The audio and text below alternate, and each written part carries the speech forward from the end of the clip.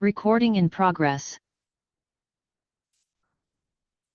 We're not waiting for anyone else.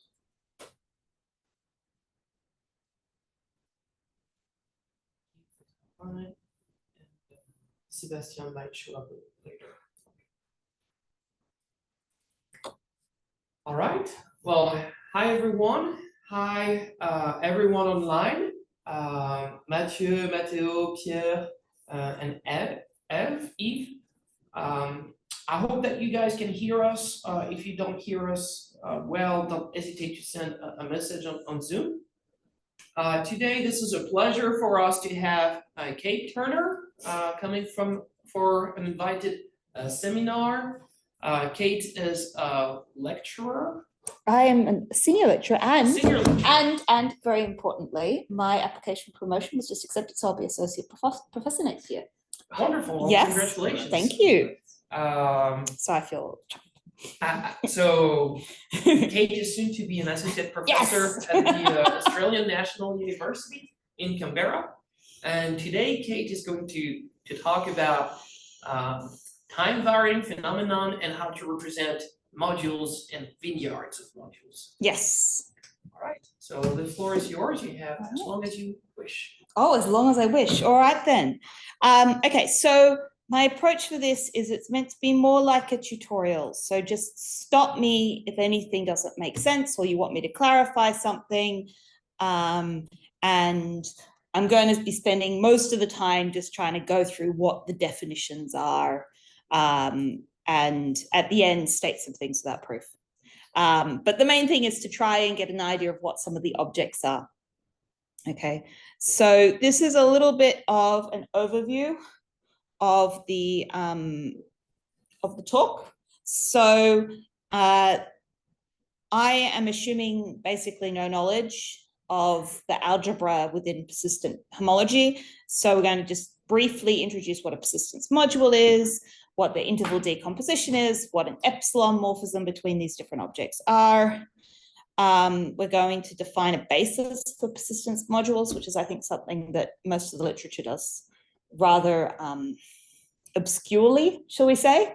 Then we finally get to defining the objects named in the talk, in the title. So what is a vineyard module? We'll also talk about a vine module, which is kind of like the simplest version of a vineyard module. Talk about when these things are isomorphic and what a decomposition might look like. And then those are very abstract objects, and we want to go to the land of representing them. And when you want to represent things, what we really want is something like a matrix. Okay, in this case, lots of matrices, but we start off with simply, if I just have two persistence modules, how can I describe a morphism between them as a matrix? And then bootstrap that up to vineyard modules, and then talk about what would be, you know, it's simplifying how nasty and ugly that representation might look like. Okay, so we'll go as far as we go. We'll see how it goes. All right, so what is the persistence module? So just who here knows what a homology group is? I'm hoping everyone knows what a homology group is. You don't have to know. This is described on the level of vector spaces. They don't have to be homology. And do people know what a persistence diagram is or anything like that? Yeah, okay, good, all right. Just sort of gauging level of familiarity. So a persistence module is kind of like the algebraic version of a persistence diagram. So it's thinking about it algebraically. What is this algebraic object? And so what happens is you have the real line here. Okay, so here's my real line. Okay, and then for every value, so I have a value A, I'm going to attach to that point a vector space. Okay, so pick some field, maybe Z2, and you have a vector space at A.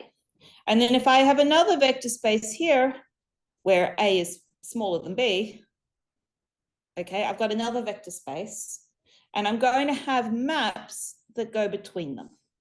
So these are going to be linear maps, okay, and these are called the transition maps. So what happens is you have a one parameter family of vector spaces and then a two parameter family of these linear maps, but they're not arbitrary. Okay, so we're required, and here I am now having to go before Z, A. If I have a map going from xz to xa and then a map from xa to xb, so z is less than a is less than b, then that has to be the same as the map going from xz to xb. So things commute. And we also have that if I look at the linear map from the vector space to itself, that needs to be the identity. Okay, so these are the conditions we have on our transition maps. And once we combine these two pieces of this data together, that's what our persistence module is. Okay. And for persistence, these will be induced by inclusion. So like the most common example that we're going to come across is XA is going to equal the homology in some dimension of some pre-image from minus infinity to A, say. And so when I have A less than B, these sub-level sets include, and then I get these transition maps are the induced maps by inclusion. Okay, but you don't have to define it as homology. You can make persistence modules that are not defined by homology. They're not that common, but you could. So you could think of them as their own algebraic object. Okay, and then, you know, if you want to think about what is the simplest version of a persistence module, and that's an interval module. So you pick some interval. So I'm going to start at some time B. So there's my B for birth, D for death, and then all the way over this interval, okay, usually things will be born at some time and you've got a closed interval and you've got an open end at the death. You have a copy of your field all along that interval, and you have 0 outside. And when both things are in the field, you get the identity map as your transition maps, and all the rest of them are 0, because if your domain or codomain is 0, you can't be anything but the 0 map. Okay, so these are what your interval modules are. They're kind of your simplest building block for persistence modules.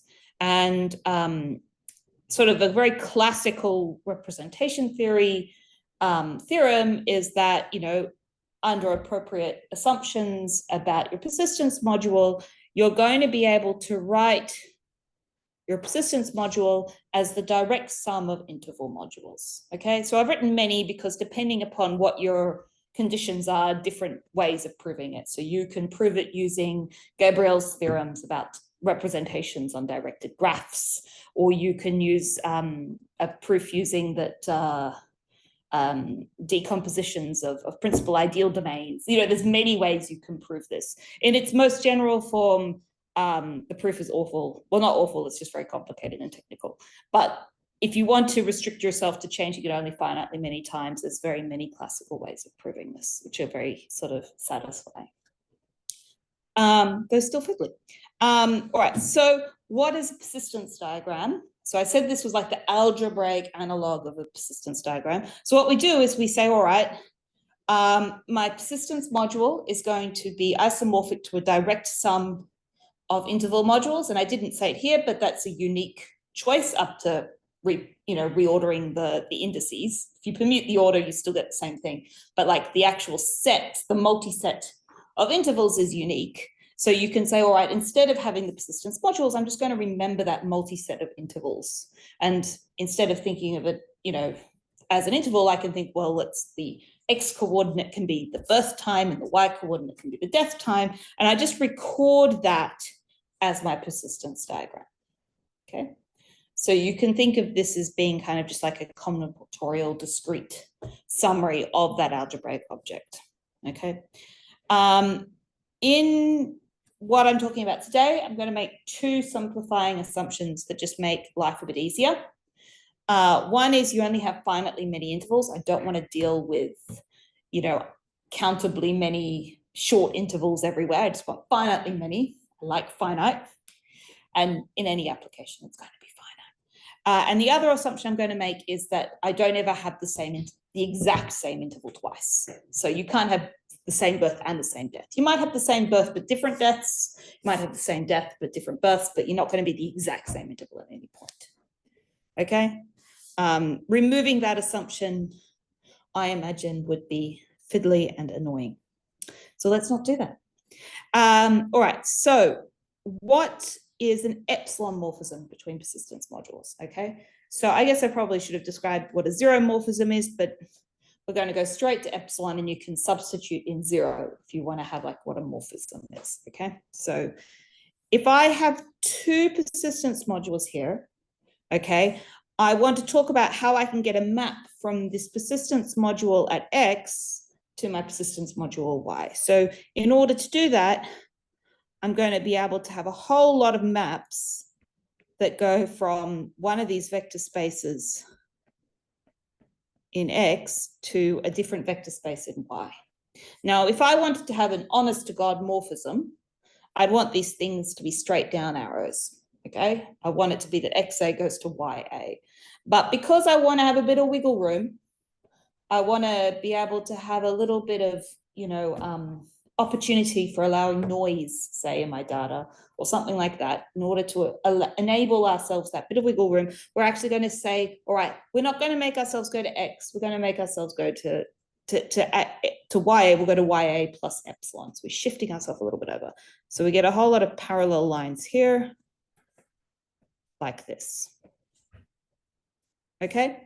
And just as, you would expect with any algebraic object involving linear maps, we're going to have everything commute. So we're going to make sure that these maps, these alpha, this is alpha A, this can be, if this is B, this is alpha B. We want it to be that if I shift across and then go down, that's the same as going down and then shifting across, okay? Where these are the transition maps.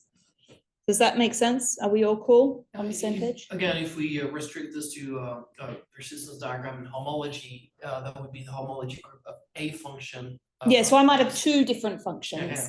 And if my two different functions are bounded in the sup norm, then I will know that F inverse minus infinity A is going to be contained in G inverse minus infinity A plus epsilon. Whoops. If F minus G infinity is less than epsilon.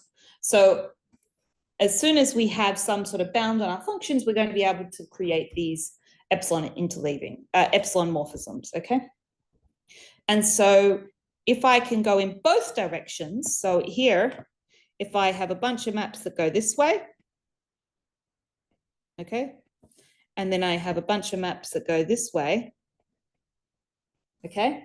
Such that every map commutes. If the domains and the codomains match up, the maps commute. So I can go down and back up, and then that's going to be the same as going across, for example. So if I went down and then back up, it's the same as the transition map, as well as requiring down and across to be the same as across and down. Everything commutes. We will not see a set of maps that don't commute in this talk, okay? Just everything commutes.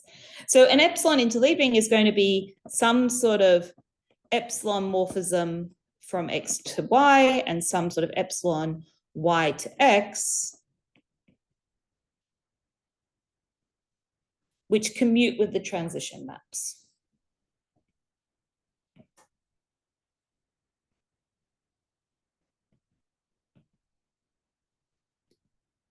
So any kind of combination you can think about involving alphas, betas, and transition maps, they'll all commute, okay? And so this is kind of like the epsilon wiggle version of isomorphism, okay?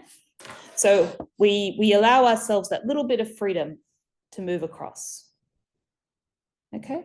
Any questions? I'm giving you like a really quick fire version of the algebra of these things. All right, so people may have seen a vineyard before, okay? So a vineyard is just a continuous function that goes from an interval to the space of persistence diagrams. Being a bit loose here, what is continuous, what is the metric?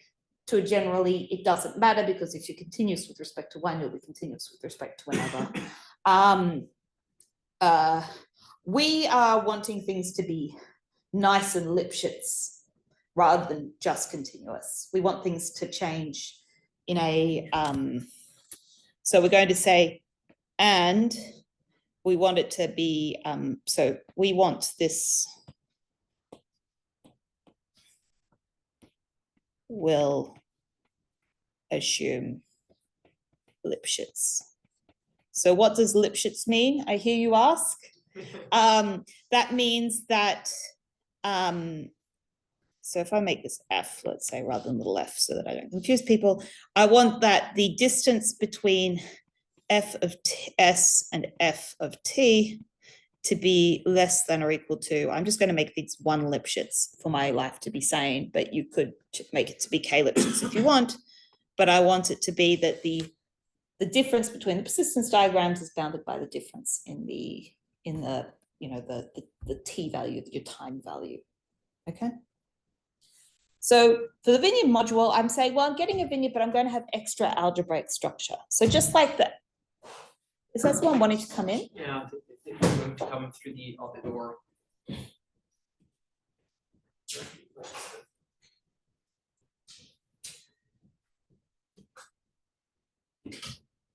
Hi.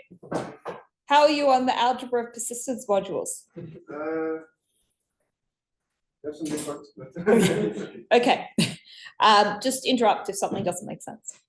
All right. So just like persistence module from persistence diagram has more algebraic structure, a Vineyard module has more algebraic structure than the Vineyard. Okay. So what do? I've got, over time, I have a persistence module for each value instead of a persistence diagram. But now I have a persistence module, I can actually talk about how they relate algebraically. So when I was looking at a Lipschitz function for our vineyards, we would probably use something like the bottleneck distance between them. So you've got some sort of matching of the points in the diagram. But that matching of points could correspond, well, the existence of matching of points, there are many different epsilon, morphisms that could be between them. So when we talk about the Vineyard module, we're actually including that epsilon interleaving information. So I have for each t, I have a Vineyard module. And so then here is t, s. Okay, so I have vs here. Okay. And then what I've got is, so each of these, the height is going up. So now my persistence modules are going up. They were previously going this way, and now they're going this way, suitably inconsistent. And so now I'm going to have a whole lot of, I'm going to have an s minus t interleaving between these two different persistence modules. So this is an s minus t interleaving. So I'm going to have alpha s to t from vs to vt and s minus t morphism. So I'm going to contain not only the vector spaces, not only the persistence modules, but also these s minus t morphisms, such that they commute appropriately. So if I do, one set of morphisms and the next one, that's the same as going through both. So everything commutes. So I have vertical maps that commute. I have these diagonal maps that commute. So everything commutes. Yep. Yes. I don't think when you choose s minus t, previously you had epsilon. Yes. So the reason why I choose s minus t is that I'm going to have it that my persistence modules are changing in a Lipschitz manner. So the distance between them is bounded by s minus t. And so I'm going to achieve that by an s minus t interleaving. But more generally, I can think of it not so much as, here are my morphisms, they're those ones, but rather I just have these diagonal maps as well as the up maps. And those diagonal maps, if you restrict to a line, are going to give you those morphisms between the different stalks, shall we say. But basically, you can think of it as like a 2D set of vector spaces. So I'm going to have vector spaces VTA for t in my time interval A in R. So these are a vector space. And then I have a whole lot of linear maps between VTA and VSA plus difference of A S minus T. So the other way to think about this is, if I was to take this, you may or may not be familiar with multi-parameter persistence. No, If you take this and then kind of turn your head 45 degrees, right? If you turn your head 45 degrees, you have your horizontal, your diagonal becomes horizontal and vertical, and your vertical becomes slanted with 1. So this is the same information as a 2-parameter persistence module, but viewed differently. Okay, sound reasonable?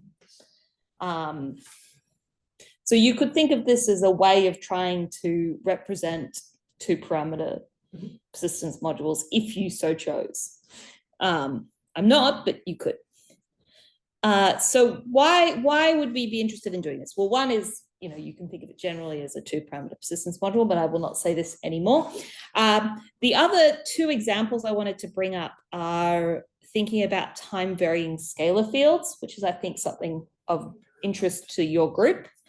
So here I have some function where I have some domain, and then I also have a time parameter. Okay, and so here, VT, so this is a persistence module of F, of the sublevel set filtration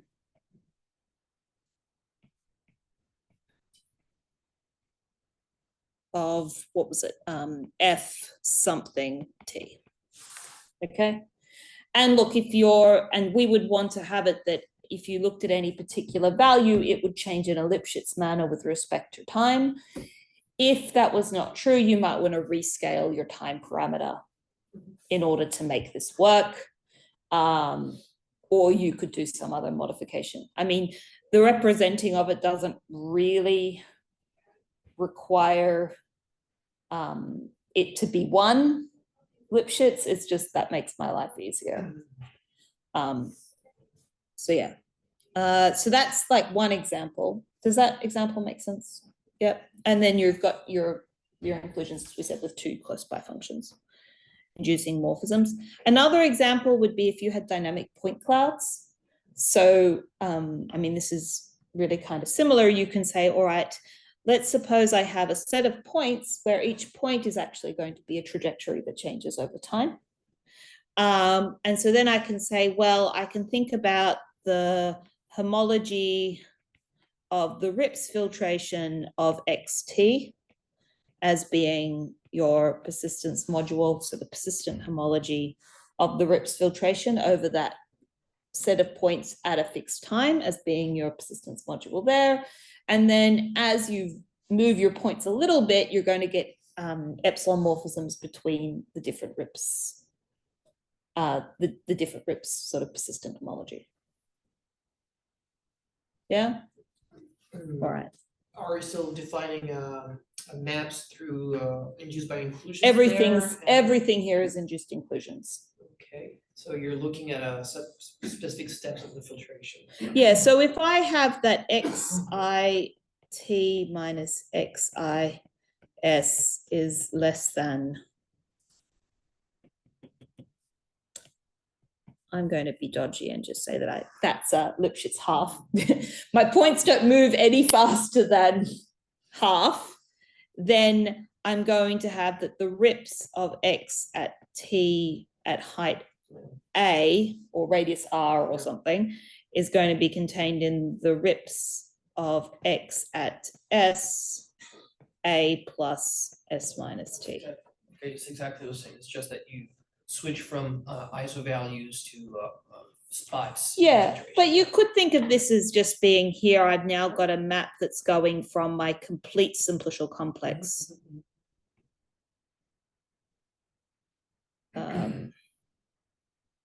flag over x to r.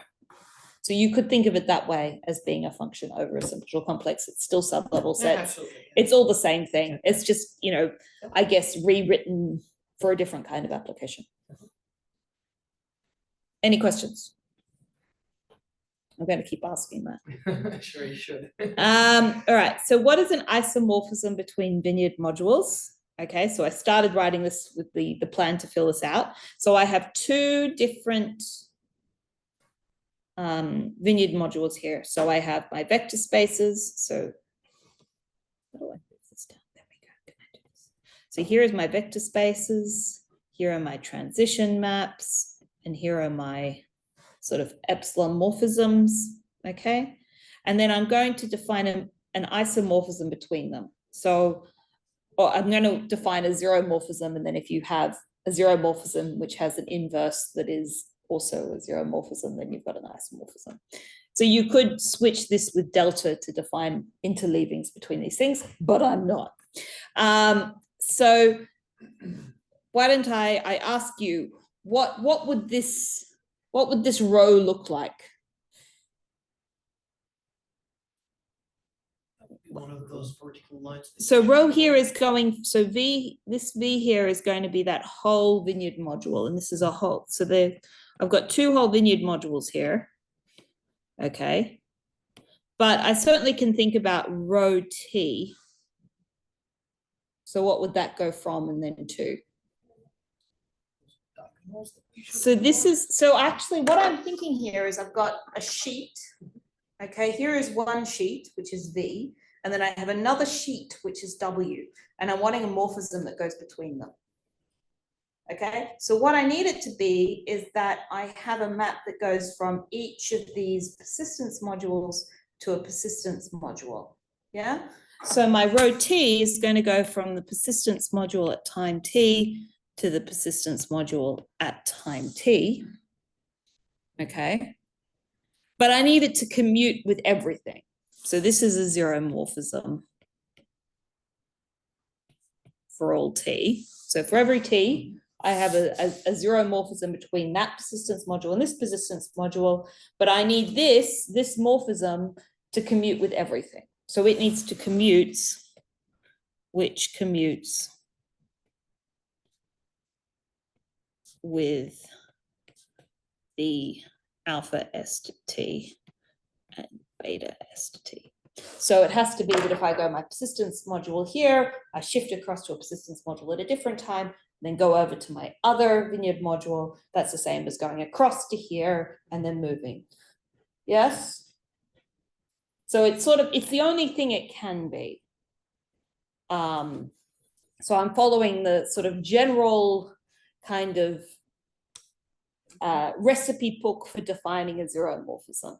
Okay, so it's going to be a zeromorphism at each time step, and it commutes with everything. Okay. So then, now that I've defined what an isomorphism is, I can then think about, you know, trying to distinguish when two things are the same or when two things are different. Okay. So let's just go, let's go back to vineyards for a little bit. Okay, because we know how to decompose vineyards. So here is an example of a vineyard by lovely drawing skills. So I can think about time is changing, and then I have at each time step a different persistence diagram. Okay, so you've got up to 3 points in my persistence diagram, the red, the blue, and the green. I apologize to anyone colorblind. And the idea is that these are going to be changing in a nice, happy Lipschitz manner. And so what I can do, since I made my assumption that no 2 points ever intersect, I'm going to have a unique way of writing this as the union of a set of paths. Okay, so the paths might live over the entire time interval. They might come out of the diagonal and live for a while. They might go into the diagonal. Sorry, I'm stuck here on the crossing between the blue and they're different. They're different. It's just there's a 2D slice, and I can't really draw here. Let me try and do this. And because for you there are 3 directions because there are. Yeah, you can think of it like that. Does that make you feel better? Yeah. So think of it as okay. Sheesh, my drawing skills were not up to scratch. Basically, 3 applications that are commuting, so that's why you have 3 directions. I have like the birth and the death times within its existing persistence module, and then I also have this third coordinate, which is time. So I'm going to have these one-dimensional curves lying in R3, and they can kind of and I guess that's why they're called vineyards, because you have these vines that kind of wrap around each other and continue on. But here the axis, so the birth of the is the first So this is arrow. yeah, so right? this is kind of like the birth, Yes, yeah, that's what that. this is the death, Yeah. and this is the diagonal. Yeah, Okay. Cool. And you can see that at this time, I'm getting a new point that's come out of the diagonal. All right. And I'm going to totally sweep under the rug the details to do with vines that go in and out of the diagonal. And most of the results I'm saying are as if they were just all the same, but they do extend to when things come in and out of the diagonal. You just have to be a little bit more careful. All right, so let's just suppose we have a single vine, which we can think of as like the simplest version of the persistence diagram in a way, just a single point. If we think of them in terms of persistence modules or in terms of vineyards, what we're getting is we're getting a continuously varying persistence module containing a single interval, or at most one interval. It might go to the diagonal, which is like the interval shrinking to nothing. Okay, so this here is looking at a single vine, and you start at your birth time and you end at the death time. And these are all a copy of the field everywhere when you're in the purple. Okay, all your maps of the identity if you're living inside the purple. But if you go out of the purple or in from the purple, all of these are 0. Yeah, so your map is going to be the identity. Your linear map is going to be identity if the beginning and the end stays within the purple, and it's going to be 0 if it doesn't. Okay. Yes. So what you call a vine is a single point in the persistence diagram. So a vine is like a time varying point in a persistence diagram, but only a single point rather than a full persistence diagram. So I can think here that the green, that gamma 1, that is a vine. And so then at each time I'm going to have a single birth, a single death. That's an interval. And I might have no interval because I've gone into the diagonal. Or I might, you know, so I've either got 1 or 0 intervals depending upon whether I'm off the diagonal or not. Yeah.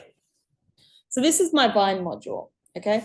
So the simplest question we can ask, okay, about our vineyard modules is what are necessary / sufficient conditions for when a vineyard module is isomorphic to the direct sum of vine modules? Okay. So when does it look like the direct sum of these nice bits, okay, versus some sort of weird mixed up shit between them? Yeah? That's a reasonable question. No. And it's worth thinking about, you know, if I have 2 isomorphic vineyards modules, isomorphic vineyard modules, they're going to have the same underlying vineyard, where I kind of forget the interleaving maps. But I can have 2 not isomorphic vineyard modules that have the same underlying vineyard module. So the representation theory is more kind of like, suppose I have a vineyard module and I know it's vineyard. Now how do I distinguish them? Now how do I understand what its structure is? Okay. So to do that, we want to use matrices, but we can't do matrices until we understand bases. Yeah. So let's go and understand what a basis is. All right. So here I have a lovely persistence module here consisting of 3 interval modules. Right. And I want to think about how do I define a basis for this? Okay. So I've got B1 to D1, B2 to D2, B3 to D3. So my basis for this is going to consist of 3 elements. All right. So I'm going to have an X1, an X2, and X3. All right. So X1 is going to be an element in the vector space above B1. So remember, at each time, or at each height, I should say, let's make this a height. At each height, I have a vector space. So I can say, all right, B1 is going to be an element of that vector space. Okay, X2 is an element. So I could just do, I could be efficient and write I and I. Aha. All right, so that's the first thing I wanted to satisfy. But the other thing, there are two, well, there's a couple more things I want to satisfy. I want it to be that the birth of this X1 really is B1. Okay, so what does that mean? I want it to be really born then. So I want that Xi should not be in the image from my transition map from A to BI for all A less than BI. So that means that if I was to look at a time before it, okay, so here is A, I have a transition map here to B1, I want it that this Xi is in the co-kernel, okay, that I'm generating something new, all right? I also want that, that if I take my transition map from the birth time to the death time, that I go to 0. I want it to be that this element that I'm using to generate this interval module, that it gets sent to 0 once I get to the death. Okay. And the final thing I want it to be that this satisfies, okay, is that I want it to be that if I take some other random time, let's take some time here. Okay, here's a time here, or I guess a height. Let's make this be my height A, okay. I want it to be that the generators, if I take everything before it, I can look at what happens if I send this to that height, okay. This hasn't existed yet, so I don't need to worry about that one. Just look at all the ones that happened before it. Okay, I want it to be that if I go for the transition map from the birth of I to A of Xi, okay, such that B of I is less than A, less than or equal to A is less than D of I. So I'm looking at the subset, I'm looking at the subset of intervals that my thing is in. You get 2 A's, which mean different things. Yeah. All right, I'll make this I'm so different, let's make this H. Okay, all right, so I've taken, I'm sorry, it was just Yeah, for you're- my own sake. oh, yeah. All right, so I look at a height, and then I look at all the intervals that it intersects. So these are the intervals, so here is H is in B, I, D, I.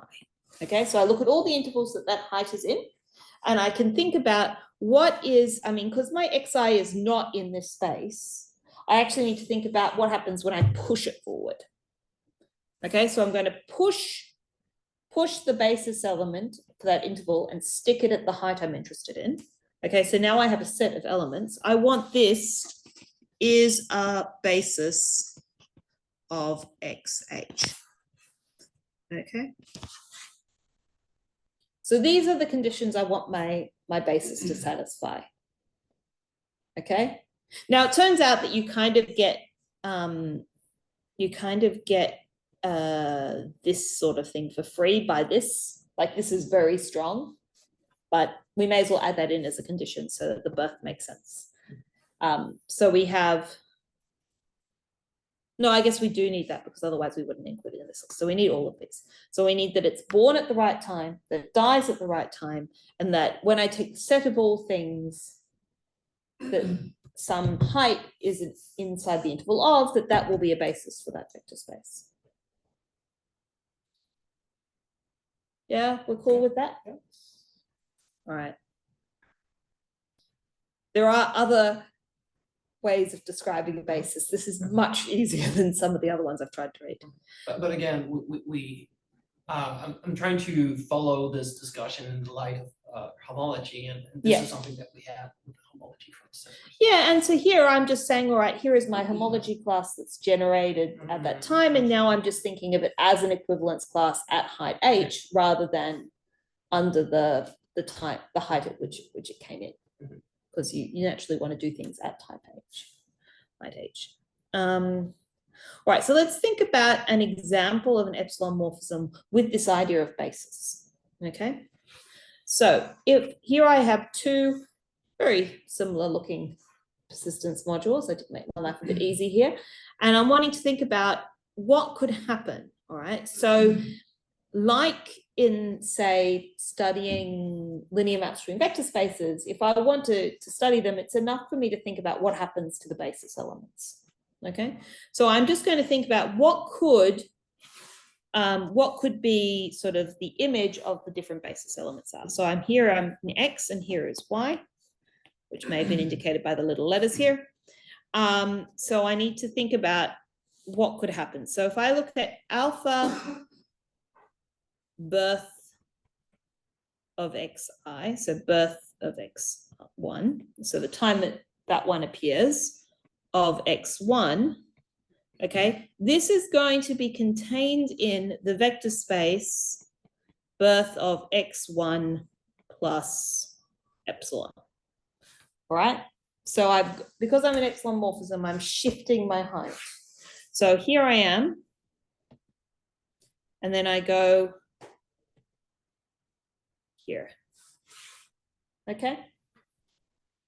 So what could I be? Well, I know that I'm going to be some linear combination of y1 and y3 because those are generating the vector space here. Okay, so we know that this is going to equal lambda 1 y1 plus lambda 3 y3. It couldn't have any any element, any bit of y2 because y2 doesn't exist yet. Okay, so now let's think about what y1, lambda 1 and lambda 2 can be. Anyone tell me anything? The two coefficients. Yeah, do I know any other restrictions on my coefficients? Between 0 and 1. No, well, I mean, if you're on Z2, if I'm in Z2, they're either 0 or 1. So I was trying to get you to say a very specific thing, which always fails in talks.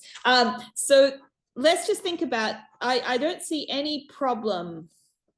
So here, all right, so I need that my epsilon maps, okay, commute with the transition maps. Yes, that's my condition for these epsilon maps. So I need it to be that if I go across and up, that's the same as going up and across. Yeah? So if I go up to the death time of that interval for x1, it's going to 0. So x1, so let's have x1 goes to 0. So it must go to 0 here. Okay, which means that whatever I go to here has to be sent to 0 when I go forward. So this is going to restrict what can happen. Okay, so it means that the death of these basis elements has to be no later than the death of xi of x1 plus epsilon. So lambda j will equal 0 if the death of yj is bigger than the death of x1 plus epsilon, because otherwise I'm going to contradict my morphism requirement. Okay, so in this case, I know that this is going to imply that the y3 is going, that lambda 3 has to be 0.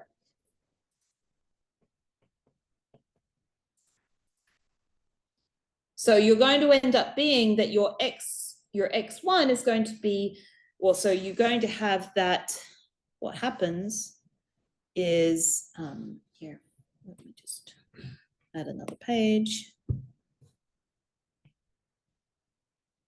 So alpha of xi is going to be some combination over j such that b of j is less than or equal to, oh, sorry.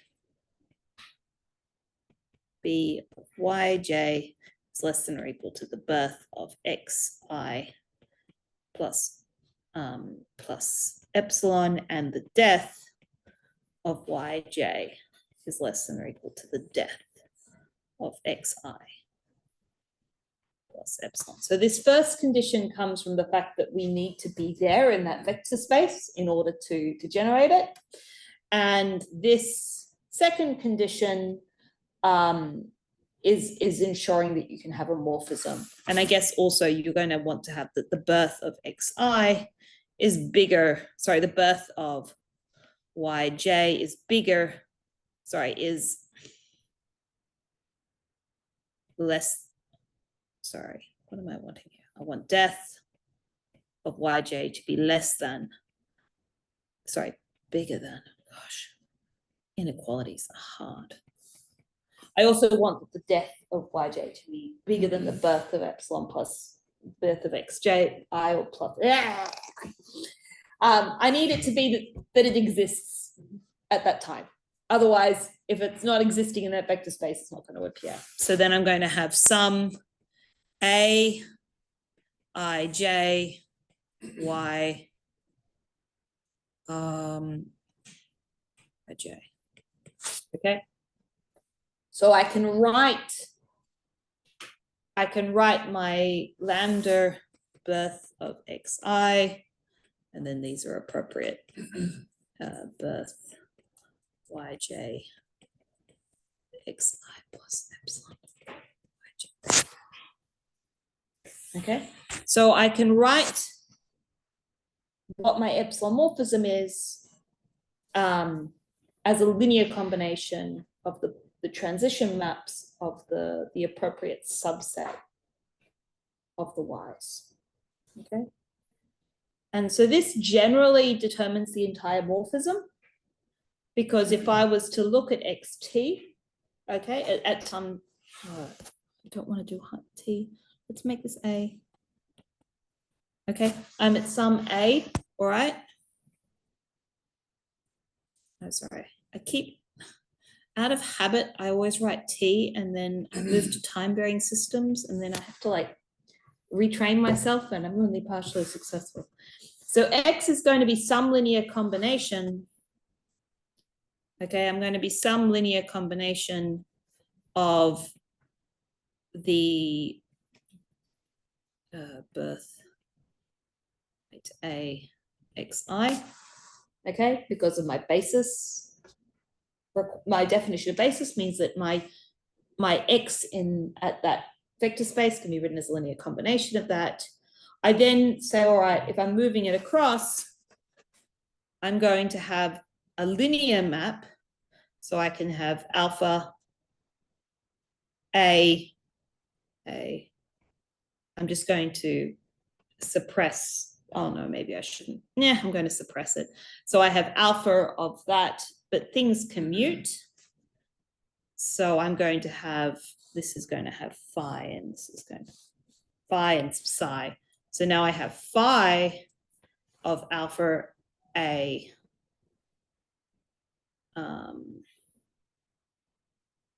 Sorry, what do I want to? Yeah, phi from, okay, it is worth writing this. So I'm going to rewrite this as I'm going to go from b xi plus epsilon to a plus epsilon of phi b xi of xi. Okay, so I'm just sort of using my transition maps to be able to rewrite all these other linear maps within my epsilon morphism in terms of those basis elements. Okay, the actual details don't matter. The key thing is I just did say what happens to the basis elements, and everything else follows. Okay. Oh, I'd left myself a page to do that, and I forgot I'd done that. Okay, so not good. So if I want to now think about my Vineyard modules and how to represent them, I can say, all right, if I pick a basis at each time value, I can then say, all right, I'm going to have my vines, which are those set of wiggly lines, which are going to generate, you know, for each of them, I'm going to get a basis element. And then I can have, you know, choose my basis elements to always be indexed in a consistent manner related to the vines. So the basis, you know, gamma I is always generated by xit at time t.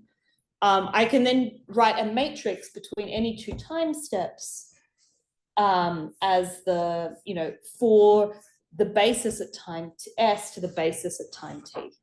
Okay, so what am I having? I'm having this set of vines. Okay, that's my first piece of information is my set of vines. Okay, and I can derive that directly from my vineyard. I just have to make a choice now on how I order them. And I want to be consistent with my choice of ordering. And then for every pair of times, I'm going to get a matrix, which is this matrix representation given the basis at time s to the basis at time t of the s minus t morphism between those two persistence modules. Okay. So this is my vine and matrix representation. So I'm going to get a two-dimensional, two-parameter family of matrices to describe this Vineyard module. Okay. So I guess the first thing that's reassuring is that if you have two Vineyard modules that have the same vine and matrix representation, then they are isomorphic. So I've got the same set of vines in the same order. Okay, and if they're in a different order, just commute everything appropriately so that they are in the same order that you can do without, you know, having to understand the actual underlying object or know what the bases are. And then you have these same sets of matrices. Okay, then you can build an isomorphism between these two Vineyard modules by just exploiting the bases that you have. So you take the bases that you use to generate your vine and matrix representation of V, and you take your bases of your vine and matrix representation in W, and you just send basis element to basis element. And this will automatically commute with everything because all the matrices were the same. Yeah, so this is reassuring. It satisfies the most basic criteria of a representation is that if you've got the same thing, then they're the same. Okay, this is good. But this is where it becomes less nice. Your vine and matrix representation is not going to be unique. Okay, because it's going to depend upon your choice of bases. So if I have to pick a basis for each time value, if I chose a different set of bases, then all my matrices are going to change. Yeah.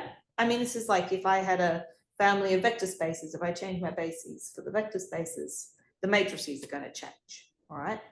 So how do I know whether things are the same, right? So one thing that would solve your problem is if you could have some sort of canonical representation, if there was some sort of canonical way of choosing your bases or something, so that you would then say, all right, this is my unique choice now, this is my canonical way of doing it. I don't know how to do that. I'm sorry. But I can tell you a little bit about how you can try and make things as simple as possible. Okay, so how do we, maybe we can't make it canonical per se, but how can we make it less atrocious? Because if I just take any arbitrary basis, I can have all random shit that's almost impossible to decode. We want our matrices to be as simple and nice as possible. We'd like them to be the identity as much as possible. Yes? Identity is good. So that's I guess the next thing you can try and do is try to make things as simple as possible. All right. So in line of this, proved a bunch of things about when you can simplify matrices for epsilon interleavings, where you've fixed one of the bases, but you allow the other to change. So this is a little different to most of the stuff in the literature about what they call ladder decompositions, where they allow you to change both bases. So you've got an interleaving, say, between x and y, or just a morphism between x and y. If I can change both the basis of x and the basis of y, how simple can can a matrix of that morphism be? Here I'm saying I've got x, I can't change x, okay? Now that's fixed, I'm stuck with that, but I'm allowed to change y. What can I do? And so you can prove a bunch of things, like if things are close enough and none of your bars shrink to 0. So I've got a whole lot of bars, the same number of bars, they're all at least 2 epsilon long. I've got an epsilon interleaving between them, okay?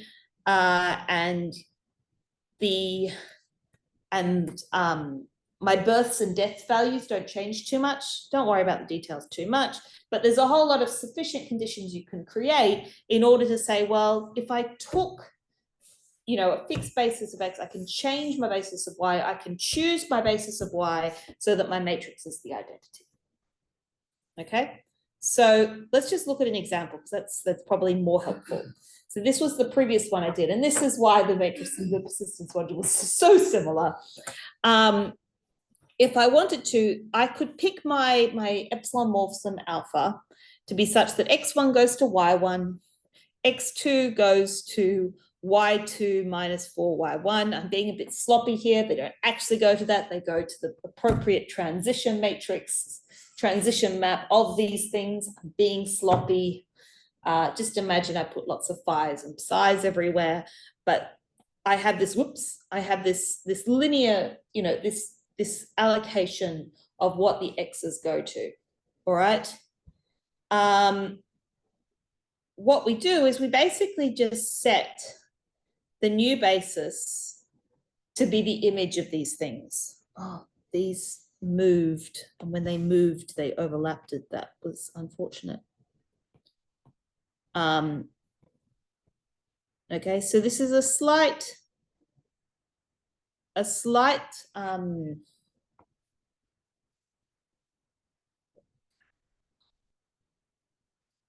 is a slight lie again, because I haven't put the transition maps in, but the idea is that I take this element here, okay?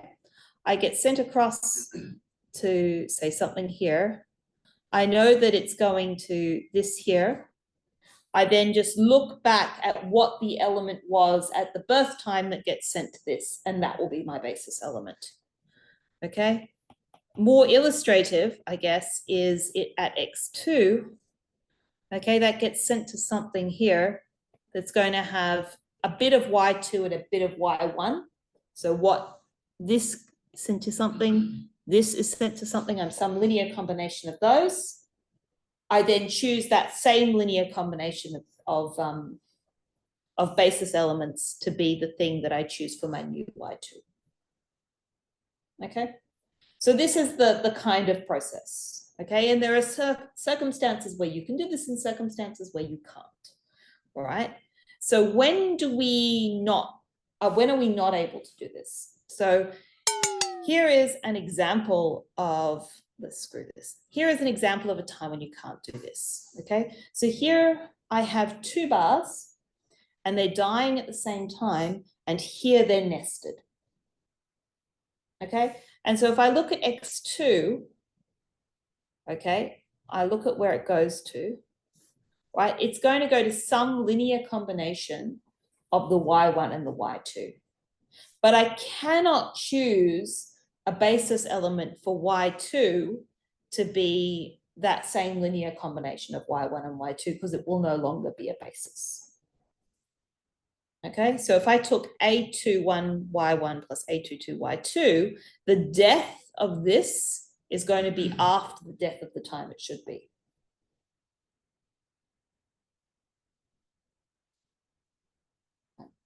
Hopefully not losing too many people here.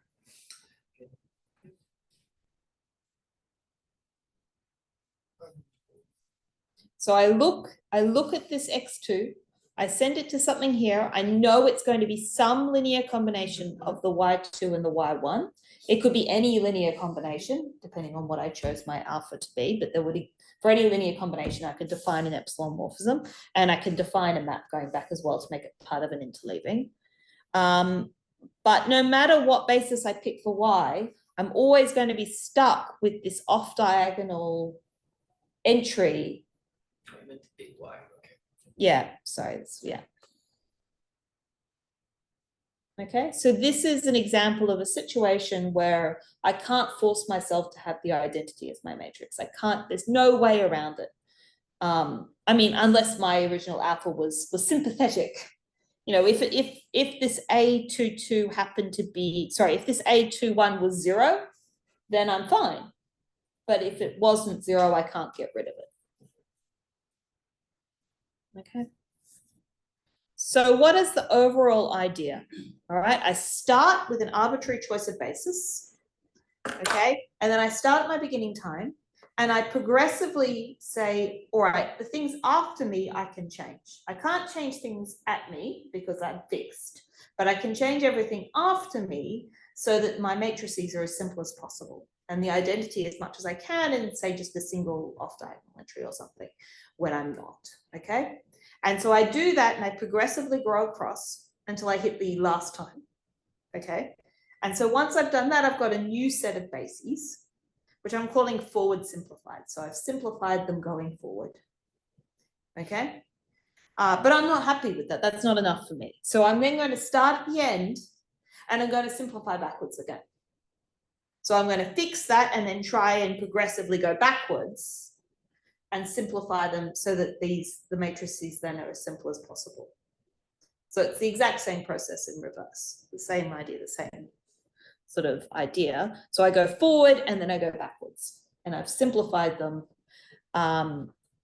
Okay, so here is my first time. I go across, I then come back. This wasn't a very helpful picture. All right, so here is a theorem, okay, which I'm not going to prove.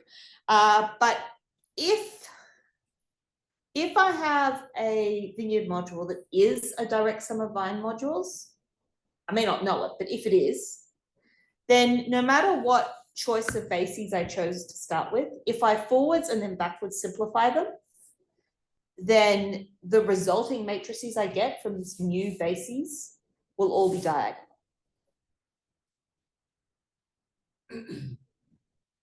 So there'll be 1 whenever the intervals overlap, and then there'll be a 0 if some of Vine goes into the diagonal. So the reason why I can't say identity is because if I have a Vine that goes into the diagonal, then I'm going to get a 0 for that diagonal entry.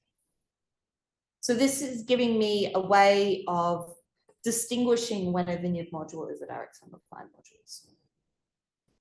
So we can at least do that. I can't tell you if I give you sort of an arbitrary, 2 arbitrary Vineyard modules that have been forward and backward simplified, but are both not a direct sum of Vine modules. I can't tell you whether or not they're the same, but I can tell you that if they're trivially, you know, if they're the boring case or not. So I just wanted to finish on an example, so I guess like one of the simplest examples I could think of a Vineyard module which is not the direct sum of Vine modules. Okay, because you'd be like, how does this happen? So I will try and describe what's happening here.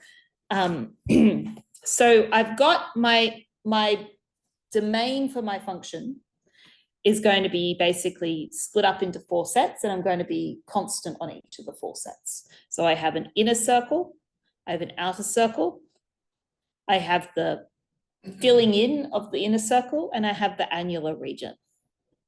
Okay, so they're my 4 sets that I'm going through. And these lines here correspond to the function values of these 4 sets. Okay. All right, so this first one is, this one here is the function value of the inner circle. And this one here is the function value of the outer circle.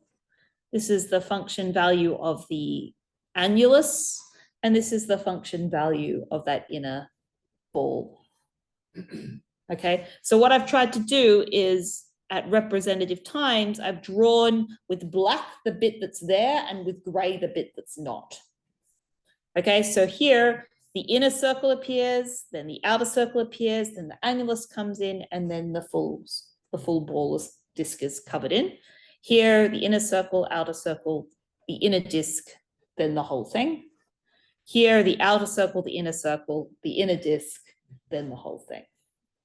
And what I'm doing is I'm going to take the one-dimensional persistent homology, and I'm going to look at what happens. So here, I have a birth. Okay, so I have a birth here of that inner circle, and it lives all the way till the whole disk being filled in. And then here I have the outer circle, all right? And I'm not actually getting the outer circle as my representative, okay? I actually have, so if this is alpha and this is beta, here I have alpha, and here I have alpha minus beta, and their difference dies when I include the annulus. And then, so here I have a nesting of 2 bars. So there is a unique, if I'm doing things over Z2, I have a unique choice of basis. This is the only choice. So I guess I'll make this a plus because I'm over Z2. There is no choice of, this is the only basis I could have. No choice whatsoever. When you have only one choice, it's easy to prove things. Similarly, when I'm on this outer edge here, I also have no choice. I have beta. Okay, that has to be the thing that is born then. That's the only thing that's there. And then here, I'm going to have alpha. I can't have alpha plus beta because alpha plus beta does not die here. Yes, alpha plus beta keeps going. So it has to be alpha, that inner circle that is the generator of here. So here I have a unique choice of basis. It's alpha and beta, and here it's alpha and alpha plus beta. And in the middle, I can use either of these sets as my basis choice. As I forward simplify, okay, as I'm going forward, I decide to choose alpha and alpha plus beta to be my basis in the middle. So I use this basis to be my basis when I forward simplify. And then when I hit here, I'm just going to have some non-diagonal matrix. I'm going to have an off-diagonal entry because this is not an option. Sorry, I didn't get why you couldn't have alpha plus beta on the right.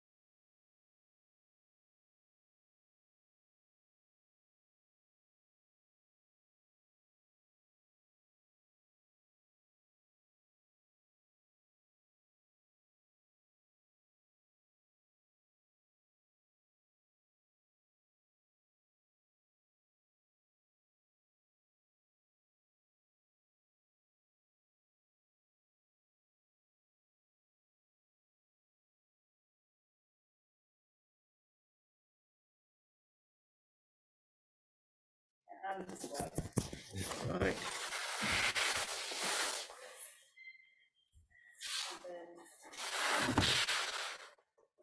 So we currently run out of battery for the iPad, and we're going to do this live for the reminder of the presentation. Oh. Okay.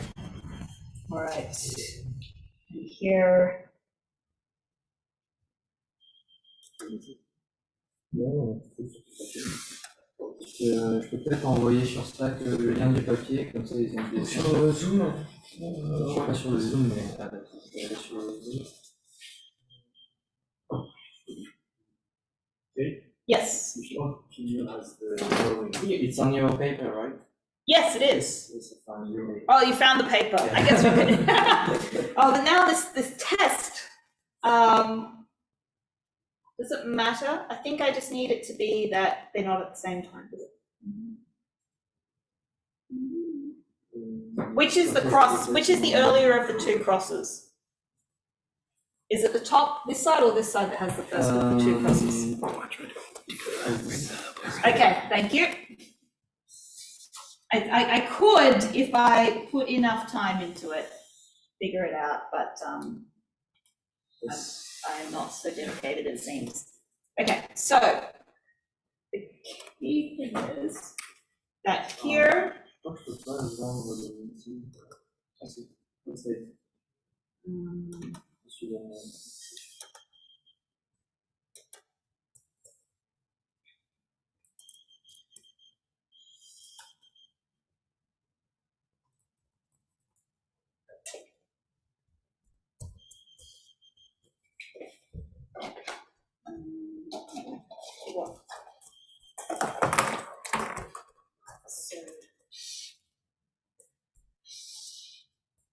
What page is the drawing?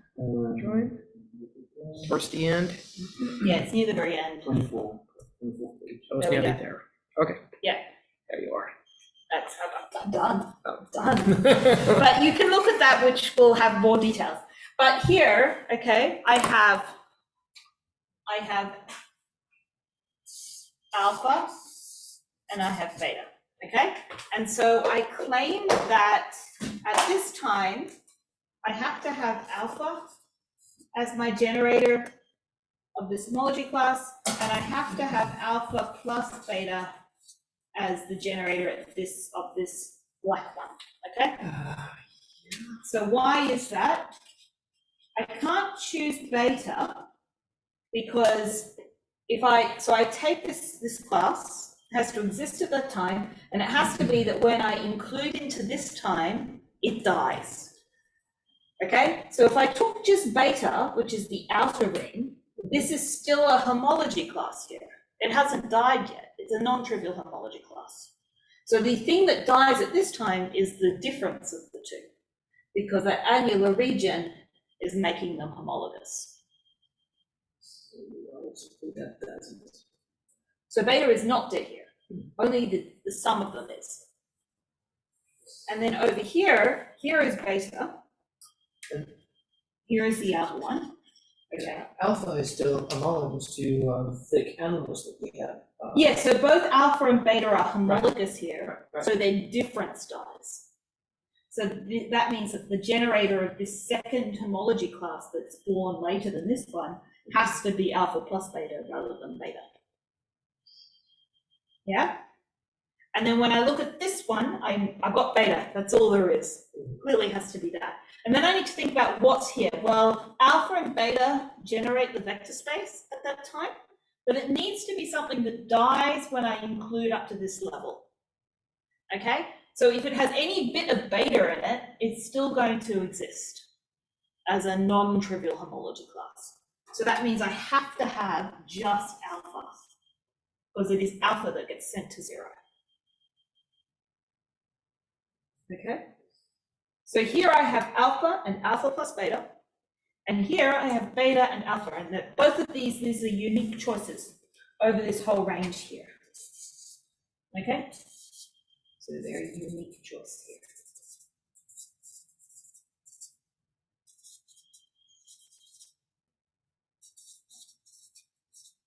Okay? But here, I can actually choose either. Oh, whoopsies, that wasn't entirely right.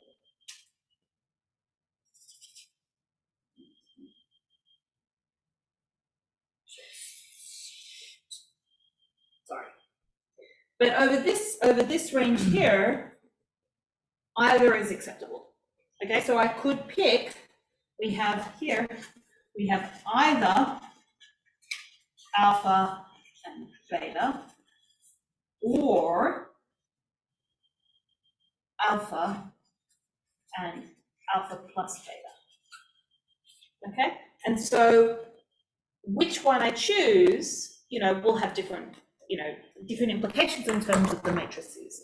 So if I'm forward simplifying, I at this time here, okay, or maybe not at that time, just before this time, okay, I'm forced to have this particular set of bases. So if I shift to where they intersect, like where the level sets of the disk and the annulus are the same, I'm wanting that to be simple as possible. So I want to use the same basis. I want it to still be alpha and alpha plus beta. So as I forward simplify, I pick alpha and alpha plus beta. And then when I hit here, I can't use that basis going forward, so I'm going to get an off diagonal entry in my matrix as I shift from this line here, this time moving forward. Okay, so that way I'm going to get an off diagonal in my matrix. And then when I go backward simplify, I'm forced to have alpha and beta. These are all going to be nice identity matrices between them. And then when I hit here, I'm going to keep going and being alpha and beta because I can choose that, that's still allowable. But then once I hit here, okay, I can't choose that choice anymore, so I'm going to get an off diagonal entry here. So no matter how I choose my bases, somewhere I'm going to get something that's off diagonal. And so by the theorem, which I did not prove, it can't be a direct sum of line modules. They have to interact in a non-trivial way.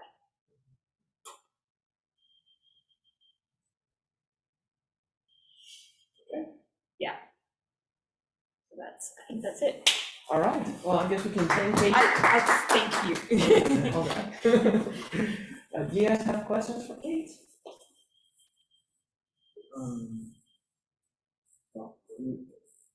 It's a simple question because you introduced the matrix representation of the matrix. What about the determinants of this matrix? Because what does it represent actually? Because the determinant is supposed to be independent from the basis. So can you infer something from the determinant? Is there a geometrical So your way to determinant is not completely independent of your basis. So if I take two vector spaces and I change a basis so that just a single one of my entries is doubled, then my determinant will change. Because my determinant is terms of, I guess you could think of that as volume with respect to your basis choice. If I rescale my basis, my sense of volume is going to change. So it's you still need to be a little careful. Whether or not the determinant is non-zero is going to be independent of my choice of basis. In this case, I'm going to have an issue whenever anything goes into or out of the diagonal. So as soon as I have a vine that goes into the diagonal, so I slightly fudged over the details in terms of these matrix representations. If I'm going to do this, I kind of don't want it to be that my matrices change in size depending on how many vines exist. So I'm going to allow my bases to have sort of zero elements that are kind of just there as placeholders. And whenever I have one of these zero elements, it's going to correspond to a vine that's no longer off diagonal. And so whenever I have one of these, I'm going to have a set of rows and columns that are all zero because I've got a zero element that it can't go to anything and nothing can use it. And so whenever I have something going into or out of diagonal, I'm going to have determinant zero within these matrices. I was wondering basically what does it mean when you have binary matrices?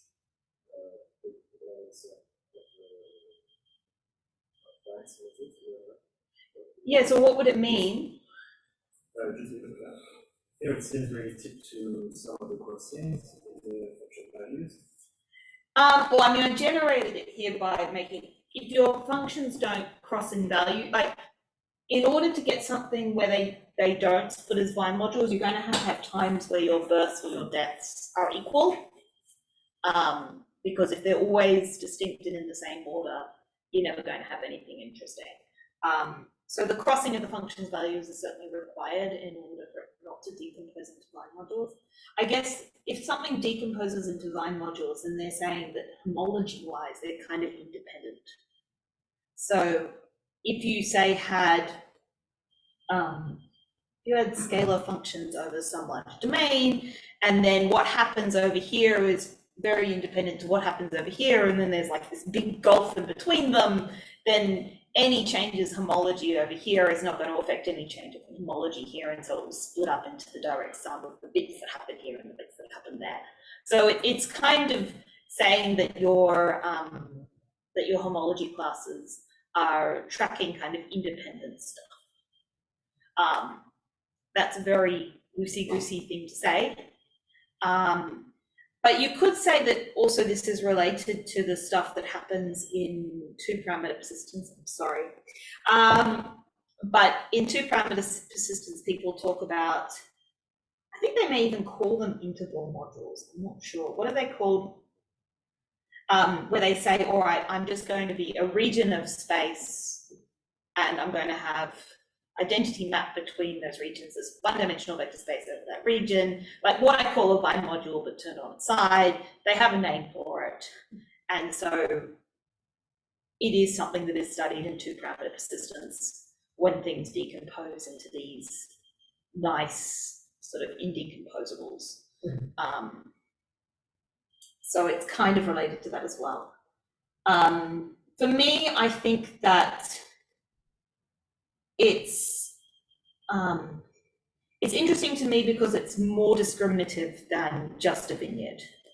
So if I was to say have two things that have the same vineyard, they still would be very different phenomena. If I'm looking at the larger algebraic object, I could distinguish them in a way that I may not otherwise.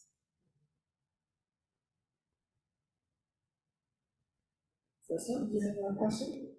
Also, because the question, did you mention some negative distance between? I have not. No, so I haven't. You're asking for a friend? I have ideas, but I haven't written them down.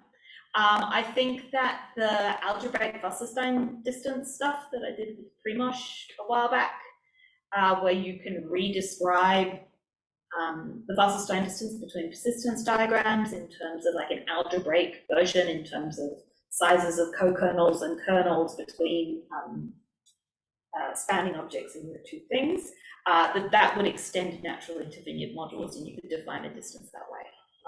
But I haven't gone through the details. Yeah, I mean, you could define an interleaving distance reasonably straightforward by requiring interleaving maps. So if I have my vineyard module here and my vineyard module here, nothing like interpretive dance, I have the same time, like this is my time parameter here, and I could say, well, at time t and at time t, I want there to be some sort of interleaving, and I want those interleaving maps to commute with everything else. Then that would be a way of defining an interleaving distance between these vineyard modules, which would agree with the interleaving distance between them as two-parameter persistence modules if you were to rotate them about 45 degrees.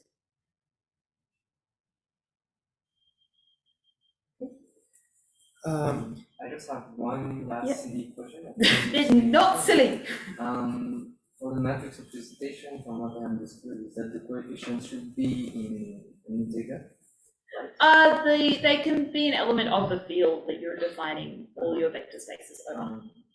But otherwise, like it should be at least maybe real and maybe complex. And do you restrict yourself to not having like coefficients that are in the complex field otherwise? So when I'm looking at these matrix representations, I have a linear map between, so I've got a persistence module at some time and another persistence module at a different time. And I'm taking my generator here, my basis element, I'm looking at where it goes. Okay. At this time, this is a vector space over some chosen field. The thing it gets sent to is a vector space over some chosen field. So all my matrix elements will be elements of that chosen field. It doesn't make sense for them to be anything else because it can only, it has to lie in that vector space. But I don't think there is any restriction on what that field could be. If you really wanted to, you could make that field, you know, as crazy as you want. And I don't think anything would break down as long as it's a field. The field is needed because otherwise you don't get your nice decomposition within an individual persistence module into the interval modules. And if you don't have that decomposition into interval modules, I don't know how to define a basis. Yeah, so you could make it complex. You could make it some sort of extension thereof. Because at the end of the words, like if you authorize if you allow yourself to be complex and everything is triangular, so I thought it would be maybe easier to have some sort of result. I haven't actually thought about what would change if you made it the complex. I don't think that the algebraic closure causes any, like I don't think that changes anything, because we don't use, you know, all of our operations are so linear that there's always, you know, no matter what field you pick, there is going to be some sort of solution. Yeah. All right, do we have any questions online? If you do, please unmute your microphone and go ahead.